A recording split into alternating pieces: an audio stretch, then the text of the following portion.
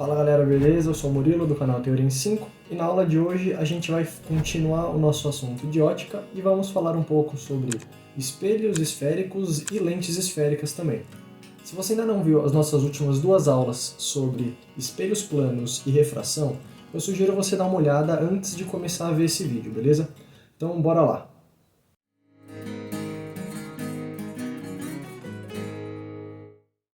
Então a gente vai falar hoje sobre espelhos e lentes esféricas, certo? Vamos começar com um exemplo de um espelho. Imagina que a gente tenha uma esfera, na verdade a gente vai ter só a casca esférica dela, o interior é vazio, a gente não está considerando o interior dela, só a casca esférica, e a gente vai fazer um corte como se fosse uma calota da esfera. Essa calota esférica pode ter uma de suas superfícies recoberta por um material refletor, fazendo com que a superfície se comporte como um espelho.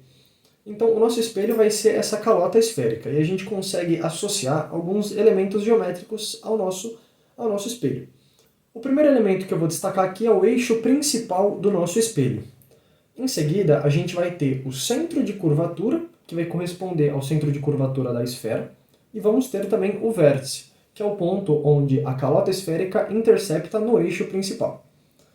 A gente vai ter também o raio de curvatura, que vai corresponder ao raio da esfera, e teremos também, finalmente, o ângulo de abertura do nosso espelho. E o raciocínio também se aplica para lentes da mesma forma, beleza? Certo, agora que a gente entendeu quais são os elementos geométricos de um espelho ou de uma lente esférica, vamos aos tipos de espelho e tipos de lente.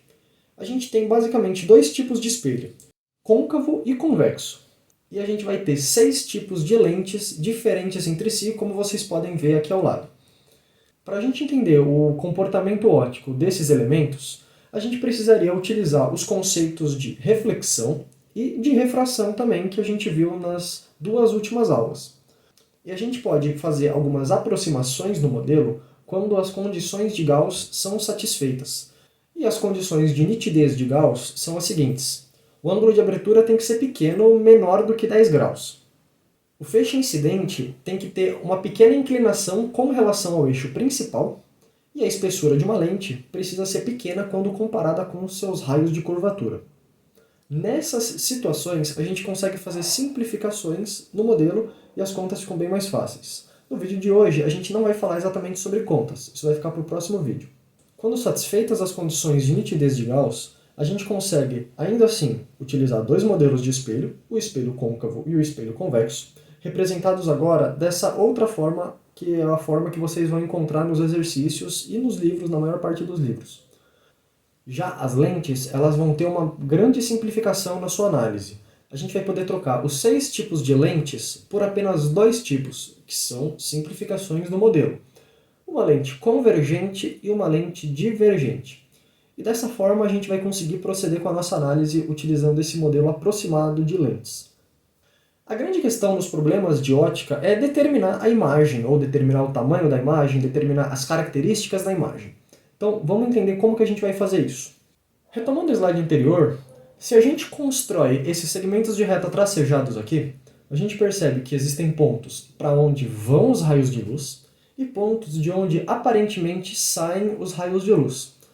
Esses pontos correspondem ao foco de cada um desses elementos, dos espelhos e das lentes. Vale notar que no caso das lentes, existe um foco em cada lado delas. Então vai existir um foco à esquerda e um foco à direita em cada uma dessas lentes. A determinação do foco depende da distância focal. E no modelo simplificado, a distância focal vai corresponder à metade do raio de curvatura. Com a definição de foco, a gente consegue estabelecer a primeira propriedade, que é a propriedade do foco e dos raios paralelos ao eixo principal.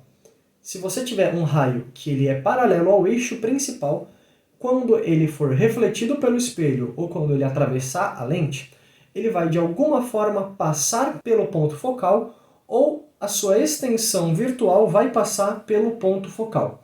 No caso do espelho côncavo, os raios de luz eles se direcionam para o ponto focal. No caso do espelho convexo, os raios de luz eles se afastam do ponto focal. No caso da lente convergente, os raios de luz paralelos vão convergir para o ponto focal. No caso da lente divergente, os raios de luz vão divergir a partir do foco.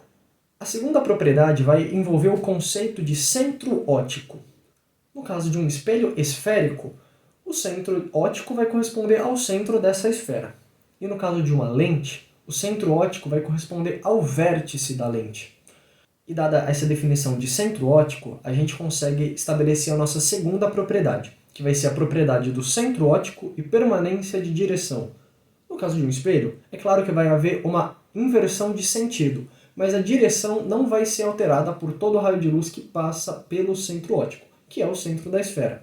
E, no caso de uma lente, todo raio de luz que passar por seu vértice não vai ter a direção alterada também, vai seguir em linha reta.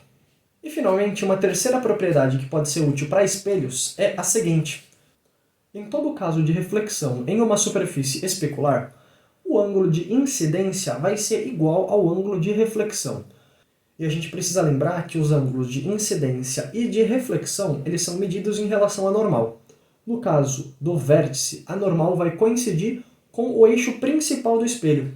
E nesse caso, o ângulo de incidência e o ângulo de reflexão vão ser exatamente as inclinações dos raios de luz de incidência e de reflexão. Nesse caso, a gente define a propriedade do vértice e dos ângulos de incidência e de reflexão que vão ser medidos em relação ao eixo principal, que corresponde também à normal, ao espelho, naquele ponto. E agora vamos apresentar aqui alguns exemplos e classificação de imagens. No primeiro exemplo, a gente vai ter um espelho côncavo e vamos ter uma imagem que vai estar posicionada atrás do centro desse espelho. Para a gente poder determinar a imagem, vamos utilizar as propriedades que a gente acabou de ver. Primeiro vamos traçar um raio paralelo, vai ser refletido e vai passar pelo foco desse espelho. Em seguida, vamos traçar um raio de luz que vai passar pelo foco e pela mesma propriedade ele vai ser refletido paralelamente ao eixo principal. Se a gente encontrar o ponto onde essas trajetórias se interceptam, a gente consegue encontrar a posição e o tamanho da imagem, que está representada aqui em azul. A gente conclui que a imagem, portanto, vai ser invertida, menor e real. Essa questão da imagem ser menor é fácil de entender. A imagem ser invertida significa que o nosso objeto estava de cabeça para cima e a imagem está de cabeça para baixo, basicamente. E a questão da imagem ser real ou virtual a gente vai ver um pouquinho mais na frente. Vamos com um outro exemplo aqui agora.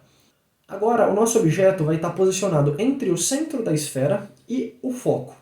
Nesse caso, a gente vai aplicar as mesmas propriedades. Vamos aplicar a propriedade dos raios paralelos que passam pelo foco e vamos reaplicar essa propriedade agora considerando os raios que passam pelo foco e são refletidos paralelamente ao eixo principal. Nesse caso, a imagem vai ser invertida, maior e também vai ser uma imagem real. Agora, vamos considerar um terceiro caso, onde o objeto vai estar posicionado entre o foco e a superfície refletora do espelho.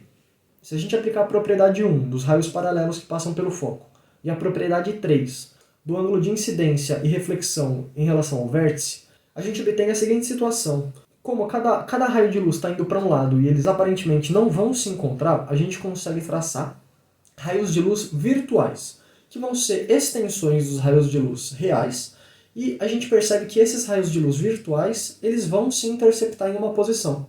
E essa posição é o que vai determinar a posição e o tamanho da nossa imagem. E a nossa imagem, nesse caso, vai ser maior, vai ser direita e vai ser virtual. Por que virtual? Porque foi obtida através da extensão virtual dos raios de luz. Vamos agora considerar um exemplo de espelho convexo. A propriedade dos raios paralelos que passam pelo foco se mantém. A gente vai traçar raios paralelos ao eixo principal, partindo da ponta desse objeto, e quando ele interceptar o espelho, a gente consegue definir que, nesse caso, a extensão virtual dos raios de luz vai acabar passando pelo foco. Os raios de luz eles não passam pelo foco, mas a extensão virtual deles vai acabar passando.